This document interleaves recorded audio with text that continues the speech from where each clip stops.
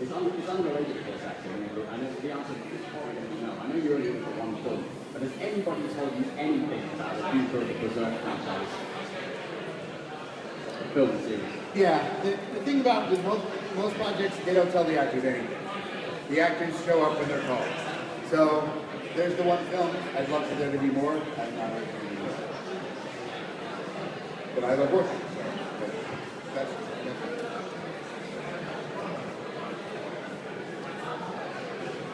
Just going back a little bit, you mentioned that when you started with all the voices that was on radio, how did that go? Did you just walk up to the radio station and bang on the doors and they gave you a job? almost. I had two radio jobs. The first one I was the local college radio station near my high school did a high school radio program. They let high schoolers come in and produce their own stupid little shows, and they would air them on the weekend because they would be listening to them. So I was involved in the high school radio program. I was also a caller on a quiz show that was on a different college radio station. And I was involved in that as a caller, and that show was eventually canceled from that one radio station. And I was working at the other college station, and I said, hey, you know, I was just a kid at the time, if you like, I could try and see if I can get you a job on this other station. And they said, if you can get us on that station, you can be part of the show. I got them on the station. I was the engineer running the show. So I wasn't exactly on the show. I was behind the scenes doing the show. Then when I actually got into college, and as a college student, my television and radio film production course took a field trip to one of the local radio stations. I was all excited. Hey, great radio station. Everyone wanted to see the newsroom. They wanted to see the disc jockeys. I wanted to see the production guy, the guy making wacky voices in commercials. So I went up to the production guy and said, hey, I know that other places looking for interns. Is your department looking for interns? No one had ever been a production department intern. So I said, sure, I guess so. So I spent time became an intern. I got really good at typing up file cards and organizing the record library. And then eventually they said, so, you don't want to be a disc jockey and say more favorites, less talk? Well, I guess if you want me to. So my first shift was an overnight shift, running the Dr. Ruth Westheimer show, not taking calls about sex, but she was talking about sex and I was running commercials.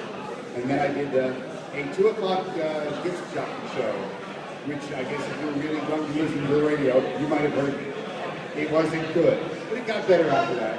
And eventually I worked up to middays and I was on when people were listening.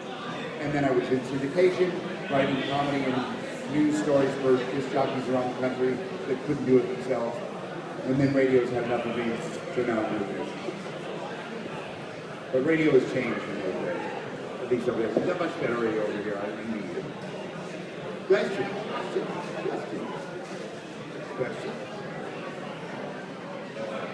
This might be a stupid question, and it probably is. Which was your favorite Sonic character, Sonic from X? Purely from a vocal standpoint, on Sonic X, Andrew Reynolds, who has done a lot of Broadway TV since then, and forgets that his old friends exist. Hi, Andrew. He did the character of Boku on Sonic X. And I was fascinated by the fact that he could do that high-pitched, strangulated voice. Because I can't do that. It just sounds like I'm in pain. His voice just made me laugh. It's like, how the heck do you do that? So, a little disposable character like Boku, but I found him hysterical.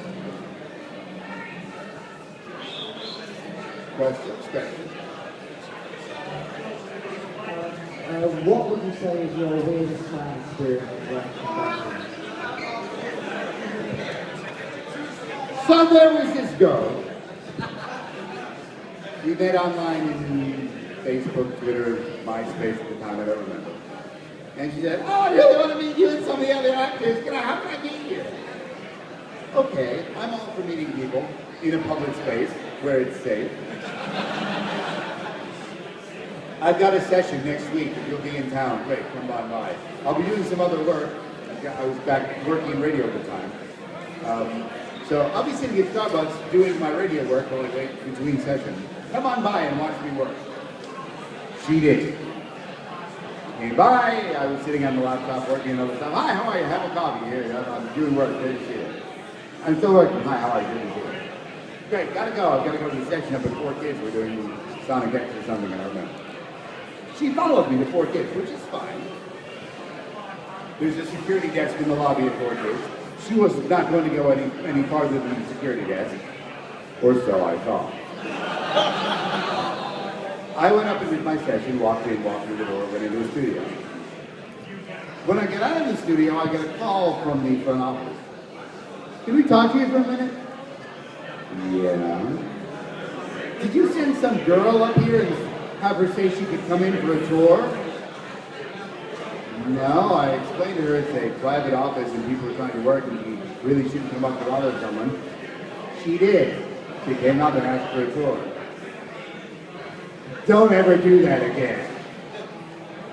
I had not realized she'd come up for a tour. I finally found her online and said, don't ever do that again. I got a talking to from the lady in the front office. And I also took a bit of an online break for a couple months to prevent that from happening.